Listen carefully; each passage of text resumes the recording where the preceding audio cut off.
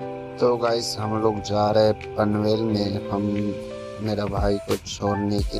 तो गाइस हम लोग पहुंच चुके हैं पनवेल। तो पनवेल में आके भाईचारों के साथ हाथ मिले हैं, अभी इधर ही हम लोग बैठे हुए हैं। तो ट्रेन भी हमारे आने वाली। तो गाइस फाइनली हम लोग का ट्रेन भी आ गया है। बहुत बहुत ज़्यादा इंतजार के बाद हम लोग का ट्रेन भी आ चुका है। अभी देखते हैं कितना गर्दी होते हैं। तो चलिए। तो गैस वो लोग को बिठा दिया है, वो लोग को बिठा के गाड़ी निकल भी गया है। तो गैस हम लोग भी बैठ चुके हैं गाड़ी में, अभी सीएसटी जाने वाली गाड़ी में बैठ चुके हैं। तो हम भी चलते हैं।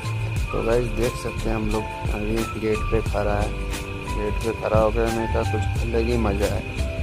तो भाई देख सकते हैं हम लोग चाय पीने आए हैं यहाँ पे। चाय वगैरह पिया, नाश्ता वास्ता खाना वाना खाया। अभी खाना वाना खा के अभी चाय पीने आए हैं। चाय पी के अभी हम लोग निकलने वाले सीधा। तो फाइनली हम लोग पहुंच चुके हैं रूम पे आके बस। तो गाइस आज के लिए इतना ही, मिलते हैं नेक्स्ट वीडियो में।